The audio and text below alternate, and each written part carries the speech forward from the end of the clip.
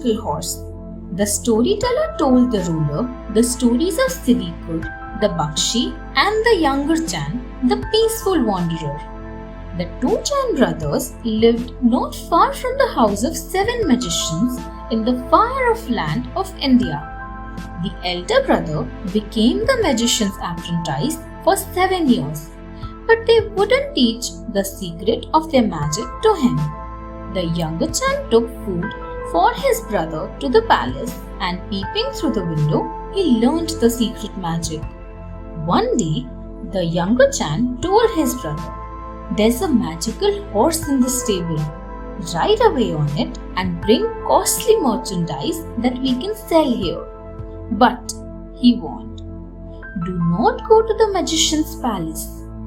The elder brother forgot the warning and rode to the magician's palace.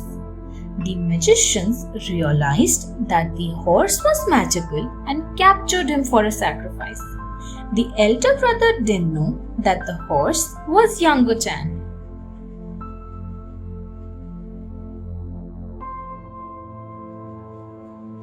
The magician's chase.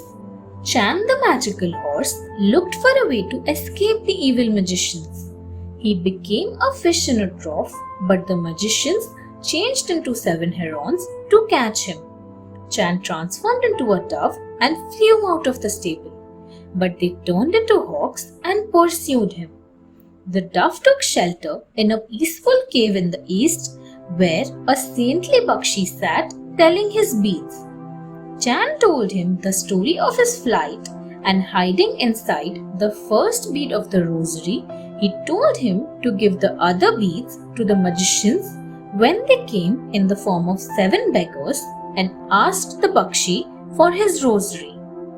The other beads turned into worms that were eaten up by the magicians as 7 chickens.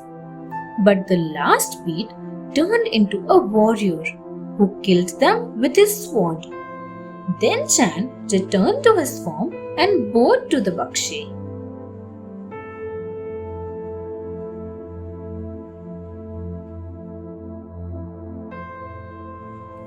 The Bakshi. "How can I show my gratitude, sir?"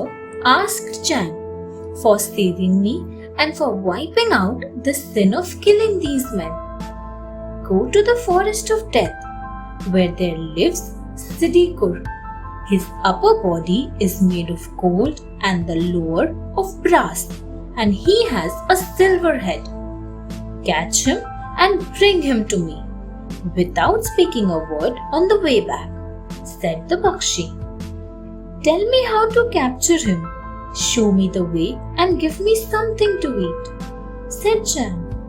The Bakshi gave him a loaf that would never finish, a moon axe, and a long rope.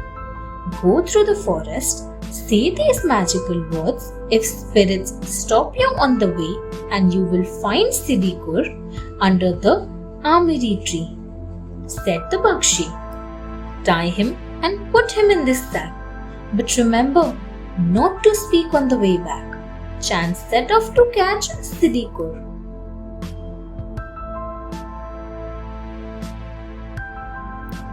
Siddhikur's capture.